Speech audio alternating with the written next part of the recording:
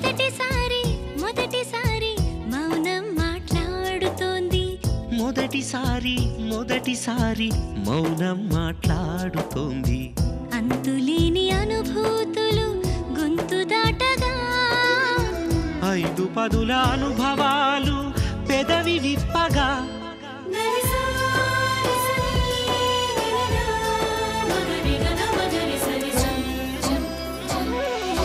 సాగించిన పయనాలు సాధించిన విజయాలు, నేర్చుకున్న నియమాలు ఊర్చుకున్న నిమిషాలు, కనిపించని చిత్రాలు కనిపెట్టిన చిట్కాలు, తల పండిన వివరాలు తెర వెనక విషయాలు, పాఠాలుగా మలచాలని 10 మందికి తెలపాలని, పాఠాలుగా మలచాలని 10 మందికి తెలపాలని. మొదటిసారి మొదటిసారి మౌనం మాట్లాడుతుంది. ఆ మాటల మధుర ఝరి సౌందర్య లహరి, సౌందర్య లహరి, సౌందర్య లహరి.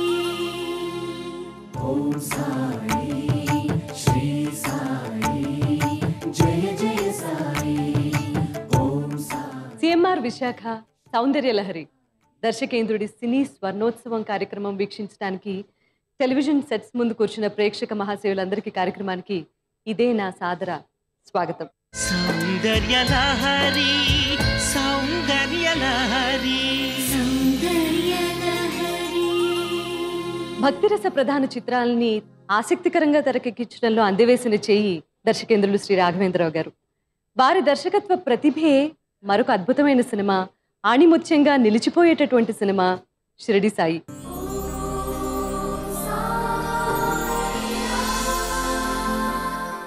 ఆ సినిమాకి సంబంధించిన విశేషాలు, తెర వెనకాల జరిగినటువంటి సంఘటనలు, వీటన్నింటినీ కూర్చి ఇవాళ మీకు ఒక అత్యద్భుతమైన కార్యక్రమాన్ని ప్రజెంట్ చేయబోతున్నాం. భక్తుడిగా చిన్న చిన్న పొరపాట్లు జరిగినా కూడా సరిదిద్దేందుకు భగవంతుడు ఉంటాడు. కానీ భగవంతుడి పాత్రలో ఒదిగిపోవాలి అంటే మాత్రం దానికి ఎంతో ధైర్యం కావాలి, ఎంతో మనోస్థైర్యం కావాలి. ఆ లక్షణాలన్నీ పుణికి పుచ్చుకున్నటువంటి నటుడు మనందరికీ ఇష్టమైన శ్రీ నాగార్జున గారు ఈ సినిమాకి సంబంధించినటువంటి విశేషాలను మనతో షేర్ చేసుకోవడానికి సెట్కి విచ్చేశారు. వారికి ఇదేమన్నా సాదర స్వాగతం. రాముడే దేవుడని కొలిచింది మీరు, చేసునే దైవమని తలచింది మీరు, అల్లాని ఎలుగెత్తి పిలిచింది మీరు. షిరిడి సాయి చిత్ర నిర్మాత శ్రీ మహేష్ రెడ్డి గారిని రావాల్సిందిగా ఇదే నా మనవి. శరణు శరణు శరణం గురు సాయినాథ శరణం, శరణు శరణు శరణం గురు సాయినాథ శరణం, సాయి కథా శరణం సకల పాపహరణం. షిరిడి సాయి చిత్ర విశేషాలని మనతో పంచుకోవడానికి మరొక వ్యక్తి ఇక్కడికి వచ్చారు. వారే ఈ చిత్ర ఎగ్జిక్యూటివ్ ప్రొడ్యూసర్ శ్రీ విక్రమ్. ఘనభూమి గగనముల కొలిచి చుంబించి ఫలితం భ్రమణచిన వాముని పాదం, దివ్యమౌ భవ్యమౌ దివిజ గంగా జలము చాలు ఎస్ గోపాల్ రెడ్డి గారు. రామనవమి చెప్పింది రామకథాసారం, శ్రీరామనవమి చెప్పింది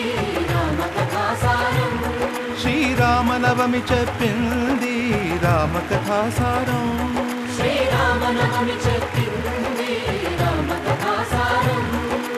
ఊరువాడ సంబరం. షిరిడి సాయి అనే ఒక అత్యద్భుతమైన సినిమా భక్తి చిత్రాన్ని నాగార్జున గారిని అప్పటి వరకు భక్తుడిగా చూపించిన మీరే దేవుడిగా చిత్రీకరించినటువంటి షిరిడి సాయి చిత్ర విశేషాలు మాట్లాడుకోవడానికి సౌందర్యలహరి కార్యక్రమానికి వచ్చినందుకు మీ అందరికీ ముందుగా స్వాగతం.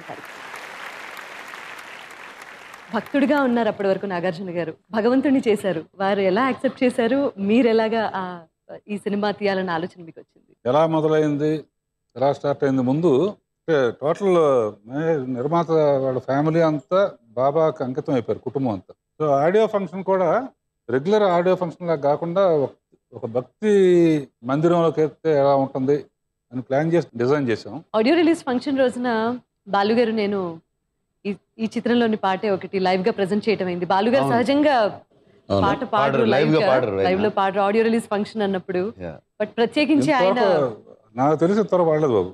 ఆహా. కేవలం దీనికోసం తను అక్కడి నుంచి వచ్చి వాళ్ళిద్దరు పాడుతుంటే ఎంటైర్ ఆడిటోరియం ఎంతమంది ఉన్నారు దాంట్లో 80% సింతి గారు చెప్పినట్టు అందరి కళల్లో ఆనంద బాష్ప అంటే సాయిమయం. కన్సోల్ దగ్గరకు వచ్చి చెప్పింది బాబు. చెప్పేశాను నేను ఈ మాట. కన్సోల్ దగ్గరకు వచ్చి పాడిన తర్వాత కళ్ళం నీళ్ళతో వచ్చింది. ఫస్ట్ పాట ఇటువంటి పాట ఇచ్చారు, అసలు తట్టుకోలేకపోయాను, నిజంగా. పాడలేకపోయాను. ఇందాక మహేష్ గారు అన్నట్టు స్టేజ్ మీద మీరు పాడుతూ ఉంటే అదే ఫీలింగ్ వచ్చింది అందరికి, యాక్చువల్గా దృశ్యం లేకుండా. ఆడియో ఫంక్షన్స్ చాలా చేసుకున్నాం, చాలా అటెండ్ అయ్యాను. Shirdi Sai audio function is a very unique. అది ఎంత బ్యూటిఫుల్గా జరిగిందండి ఆ రోజున ఆ స్టేజ్ మీద, from the beginning to end, లాస్ట్లో స్టాచ్యూ అన్వేలింగ్ వరకు.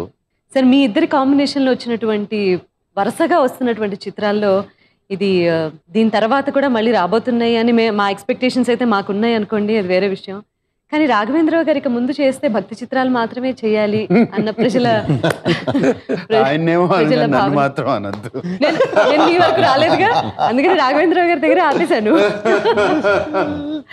ఆ తర్వాత మీరు ఎన్నో చిత్రాల్లో నటించారు, మిమ్మల్ని డిఫరెంట్ షేడ్స్ లో చూడాలన్న ఆడియన్స్ ఉన్నారు తప్పించి మిమ్మల్ని పర్టికులర్ గా ఒక జానర్ కి అంకితం ఇచ్చిన వాళ్ళు మాత్రం ఎవరు లేరు, ఒప్పుకోరు కూడా. సార్ ఆ వేళ అక్కినేని నాగేశ్వరరావు గారి అద్భుతమైన స్పీచ్ విన్నాము ఆడియో ఫంక్షన్ రోజున. మళ్ళీ ఒక్కసారి ఆయన ఏం మాట్లాడారో విందాం. మనతోనే ఉన్నారు, మనలోనే ఉన్నారు.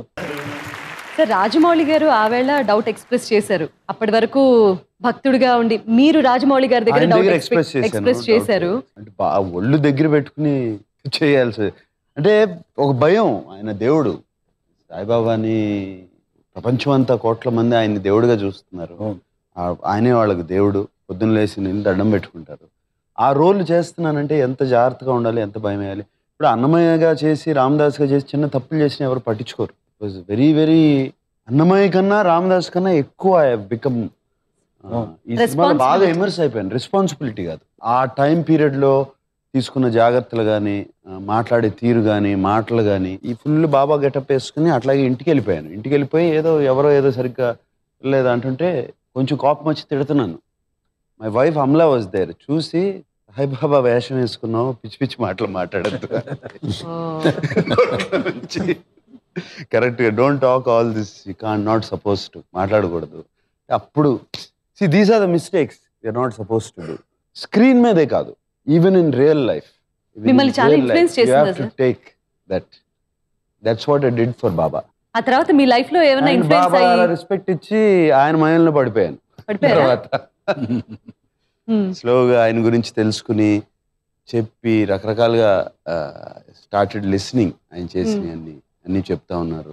ఆయన గురించి కథలు చదవటం, బాబా గురించి బుక్స్ చదవడం, అన్ని తెలుసుకుని what a great human being. ఆ టైంలో ఇన్ 1918 లేట్ 1800s ఆ టైంలో, అండ్ ఒక ఆల్మోస్ట్ హిందూ ముస్లిం దీన్ని, it was a big problem for India ఆ టైంలో.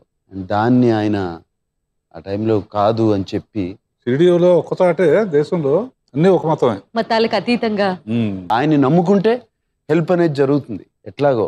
అంటే what a strong person, what a strong, దేవుడికి ఎంత దగ్గర ఉన్నారు. నాకు మహేష్ రెడ్డి గారు చెప్పారు. ఏంటి ఒకసారి అడిగాను నేను ఆయన్ని, ఏంటండి అంత ఇది అంటే, మనలాంటి వాళ్ళు దేవుణ్ణి రీచ్ అవ్వలేదు, మధ్యలో ఒక వ్యక్తి కావాలి, దేవుణ్ణి రీచ్ అయ్యే వ్యక్తి కావాలి, మన బాధలు దేవుడికి చెప్పు, గురువు కావాలి. ఆ గురువుకి చెప్పుకుంటే మన బాధలు ఆయనకి చెప్పుకుంటారు, or whatever to reach. అది సాయిబాబా మాకు bridge between god and human. So many stories, కథలు, అసలు కథలుగా చెప్తారు. అడుగుతుంటే నేను బాబా సినిమా చేసిన తర్వాత వచ్చి చెప్పడం, వాళ్ళకి జరిగిన ఇన్సిడెంట్స్, ఎట్లా జరిగింది ఇన్సిడెంట్స్, మా స్టాఫ్లో ఉన్నారు అట్లా జరిగిన వాళ్ళ ఇన్సిడెంట్స్, ఎట్లా వాళ్ళ లైఫ్ సేవ్ అయ్యి, వాళ్ళ పిల్లలయ్యి, ఏమీ లేదు ఇక దీంతో రేపు ఏమీ చేయగలుగుతాం, యాజ్ ఇఫ్ సూసైడ్ వరకు వెళ్ళిపోయిన వాళ్ళు, హౌ తెలియకుండా ఒక వ్యక్తి వచ్చి వాళ్ళకి హెల్ప్ చేయటం, వాళ్ళు ఖచ్చితంగా బిలీవ్ చేస్తారు బాబా ఆ రూపంలో వచ్చి హెల్ప్ చేశారు. ఇట్లా చాలా మందిని కలిసాను తర్వాత. Very very very well to do people, very very poor people, both from top to bottom. Exactly. ఇంకొకటి ఏంటంటే ఆయనలో బాగా నచ్చింది, జనరల్గా తిరుపతి గుడికి వెళ్ళినా, వేరే గుడికి వెళ్ళినా, మన ఆచారం ప్రకారం, కల్చర్ ప్రకారం చాలా స్ట్రిక్ట్ రూల్స్ అండ్ రెగ్యులేషన్స్ ఉంటాయి టు రీచ్ అక్కడికి వెళ్తాకి. బాబా దగ్గర రూల్సే లేవు. There is no rules, no regulations. Just think about me, pray to me or believe in me. ఈ మూడే అంతే. And he will help you. Nagarjuna garu చెప్పిన దాంట్లో ఇంపార్టెంట్ అమ్మ ఒకటి, మైలు దర్శనం అంటే ఆయనకు బాగా ఇష్టం. మామూలుగా అన్ని గుళ్ళకి మనం స్నానం చేసి బాగా బట్టలు వేసుకుని వెళ్ళాలి. షిరిడీలో పోయి మనం స్నానం చేయకుండా పోయి దర్శనం చేసుకుని ఆయనకి ఇష్టం అది. ఇప్పుడు ఒక బాగా పోర్ పర్సన్, ఏమీ లేదు, ఇంట్లో తరివేశారు, అది ఇది, స్నానం చేసి గుడిలోకి ఎలా వెళ్తాడు? ఆయనకి అసలు చచ్చిపోయే పరిస్థితిలో సూసైడ్ చేసుకుందాం, ఉండటానికి ప్లేస్ కూడా లేదు, ఉండటానికి ప్లేస్ కూడా లేదు, వేసుకోవడానికి బట్టలు కూడా లేవు, సూసైడ్ చేసుకుందాం అనుకునే పరిస్థితి.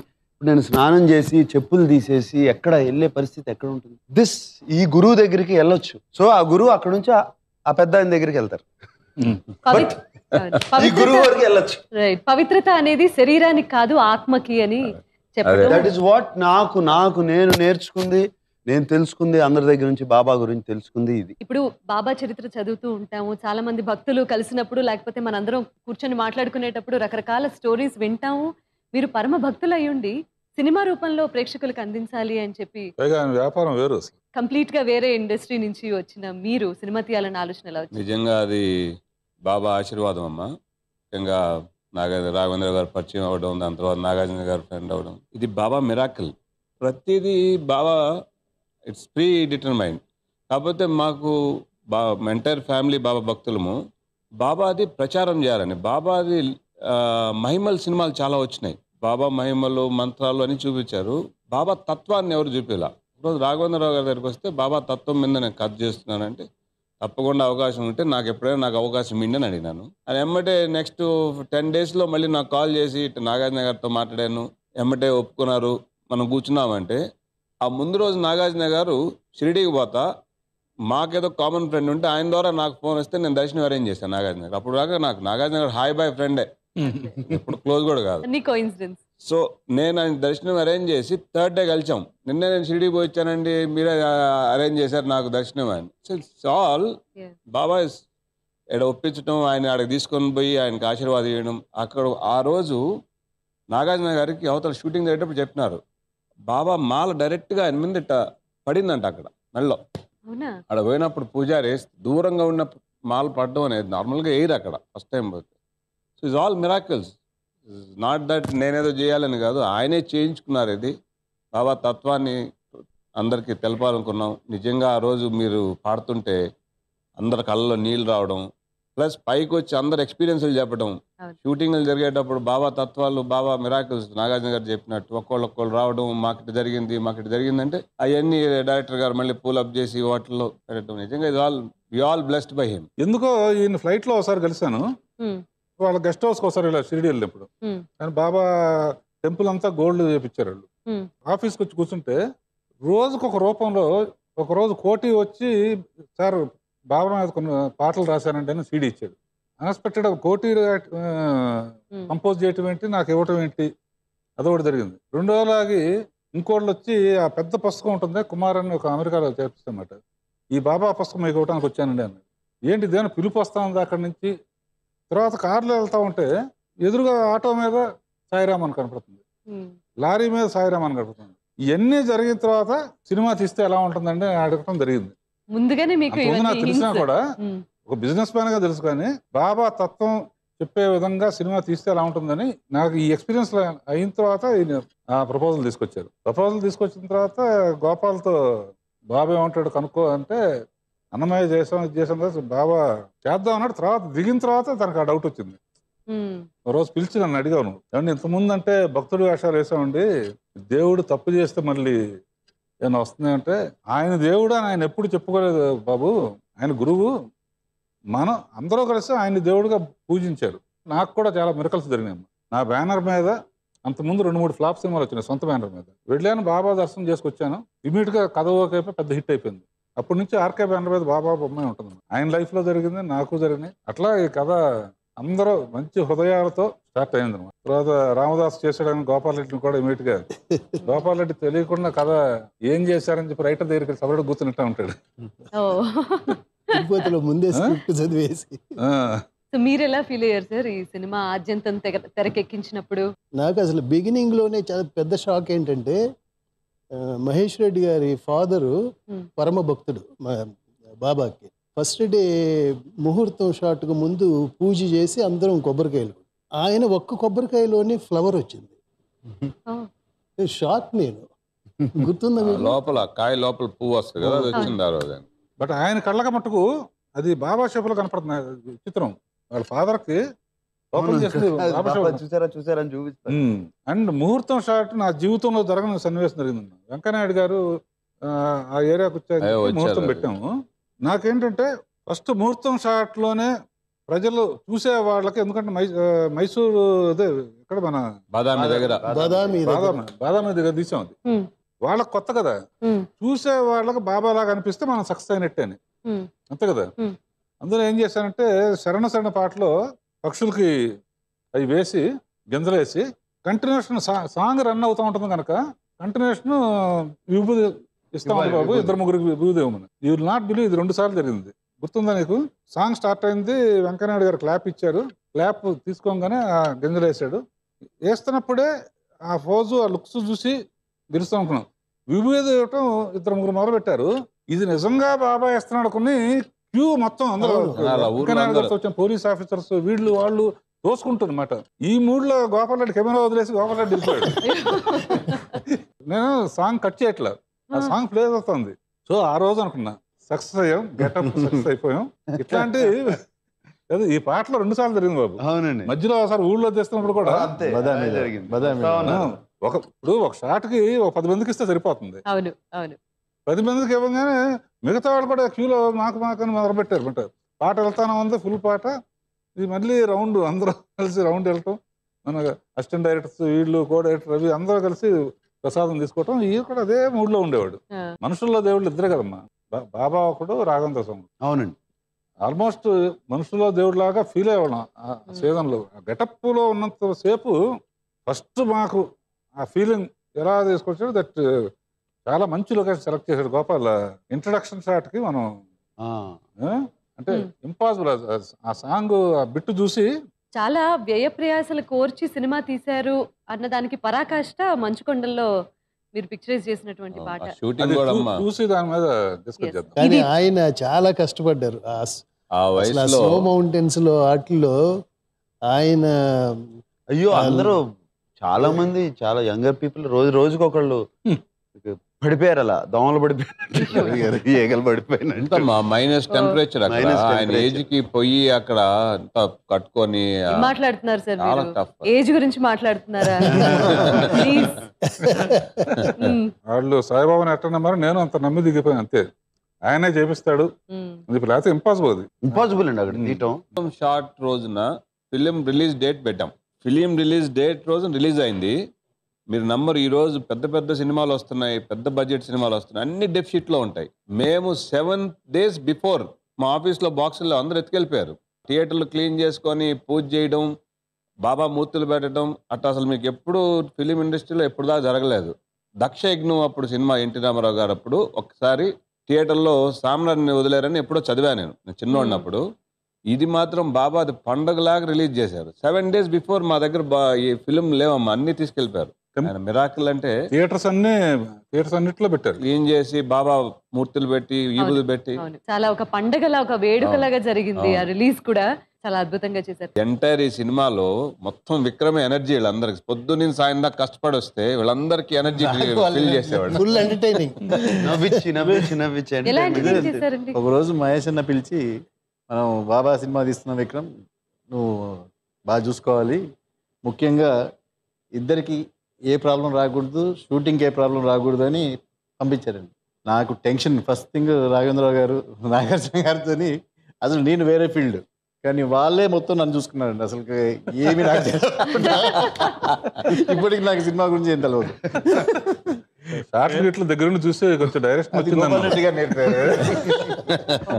నాకు డైరెక్షన్ వస్తుందండో అనేవాడు మానిటర్ పక్కన కూర్చుని. ఇప్పటికే వాళ్ళ యాంగ్ సిస్టర్స్ ఉన్నారు, లక్ష్మీబాయి మనవరాలో గ్రాండ్ డాటర్ ఎవరో ఉన్నారు. మనం 9 కాయిన్లు ఇస్తాడు కదా బాబా, లక్ష్మీబాయి వాళ్ళ ఇంట్లో ఉన్నాయి. కథ ప్రకారం ఏంటంటే బాబా కన్నా ముందు చనిపోయిందని మేము కొంచెం లిబర్టీస్ తీసుకుని అంతవరకు ఉంచి క్లైమాక్స్ ముందు ఎలా చేసాం, బాగా డ్రామాటిక్ గా చేసాం, అదొకటిసారి చూద్దాం. కథలో రాధాకృష్ణబాయి బాబా కన్నా ముందు చనిపోయింది అన్నమాట.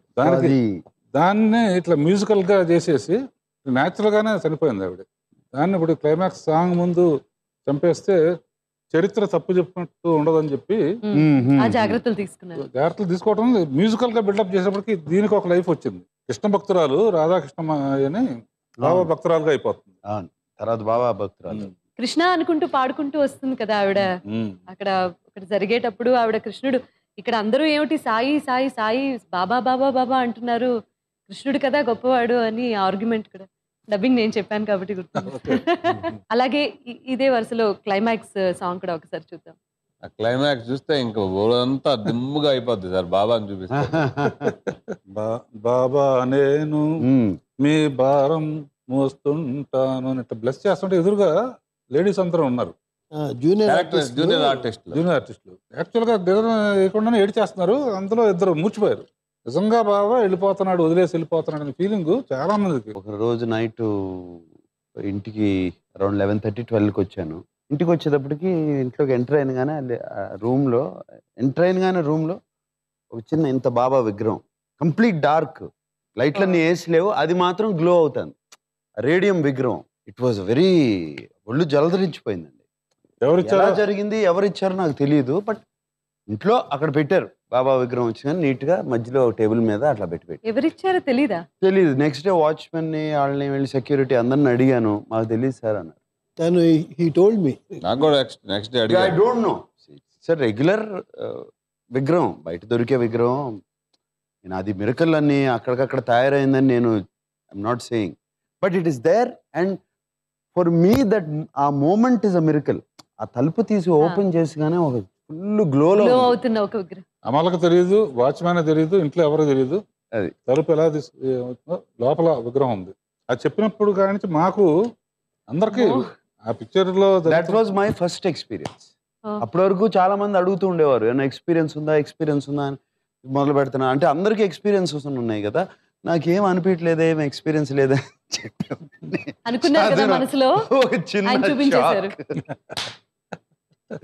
అంటే అది మర్చిపోలేని విజువల్. అది కొన్ని విజువల్స్ మర్చిపోలేం కదా లైఫ్ లో. నాకు అది మర్చిపోలేని విజువల్. ఇంత అద్భుతమైన సాహిత్యం వచ్చింది. చంద్రబోసు, అద్భుతమైన ట్యూన్ కీరవాణి గారు అండ్ బాలు, హ్యాట్స్ ఆఫ్.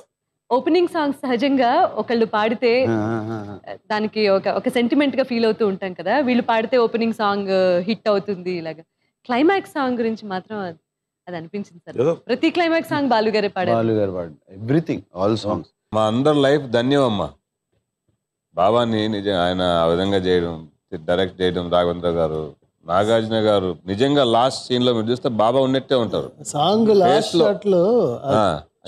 పెట్టడం కానీ. ఇప్పుడు ఈ 3 సినిమాలు చెప్పాలంటే ఆల్ ఫిల్మ్స్ 100 days ఆడతాయి, 150 days ఆడతాయి. ఈ ఆడతానే ఉన్నాయి. ఈ టీవీలో వేసినప్పుడల్లా ఐ నో ద టీఆర్పీస్ కదా, ఎప్పుడు వేసినా అన్నమయ్య కానీ, శ్రీరామదాస్ కానీ, షిరిడి సాయిబాబా కానీ కలకాలం ఉండేది దేవుళ్ళే కదా, చూస్తూనే ఉంటారు. నాగార్జున గారు నిజంగా అదృష్టం అమ్మా. ఆ జనరేషన్ లో అందరూ చాలా మంది యాక్టర్స్ ఉన్నారు. ఆయనకి అన్నమయ్య రావడం, శ్రీరామదాస్ రావడం, ప్లస్ బాబాగా చేయడం, ప్రేక్షకులు యాక్సెప్ట్ చేయడం. ఈ సినిమా తీసిన తర్వాత మళ్ళీ మొదటిగా అంటే మళ్ళీ యాక్సెప్ట్ చేస్తున్నారు ఆయన్ని. అది బాబా బ్లెస్సింగ్. పూర్వజన సుకృతాలు అంటారు. అది నువ్వు అన్నట్టు 3 సినిమాలు నిజంగానే 3 ఫిల్మ్ ప్లాన్ చేస్తే వచ్చినాయి కాదు కదా. ప్లాన్ చేయలేదు, ఏది ప్లాన్ చేస్తే వచ్చినాయి కాదు. ఏది 7 సంవత్సరాల తర్వాత రామదాస్, మళ్ళీ ఇంకో 7 సంవత్సరాలు షిరిడి సాయి. బట్ ఈ షిరిడి సాయి నుంచి ఇంకో 7 ఏళ్ళు గ్యాప్ తీసుకోవద్దే. అది ఏది ప్లాన్ చేస్తే వచ్చేది కాదు కదా. ఇటువంటి అన్ని ప్లాన్ చేస్తే రావు. It has to happen, miracles. Mahesh, I'm very grateful to you. కొత్త పరిచయం, రెగ్యులర్ ప్రొడ్యూసర్ కాదు. Really I cannot forget that event. నిజంగా నాకు అదృష్టం సార్. బాబా ఆయన ఆశీర్వాదంతో మీరు నాగార్జున గారు మంచి మిత్రులు అయ్యారు. నాకు మిత్రుడు దొరికారు. ఏదో సినిమా చేయడం వేరు, ఈ పిక్చర్ ద్వారా ఒక మంచి బాండేజ్ ఏర్పడింది. అవునండి. ఫైనల్ గా మనం ఒకసారి యాక్చువల్గా షిరిడి ప్రయాణం చేస్తూ మీరు షిరిడి వెళ్ళి అక్కడ బాబా సమక్షంలో లాస్ట్ షాట్ వేసేస్తే షిరిడి మనం ఒకసారి దర్శించుకొని వద్దాం.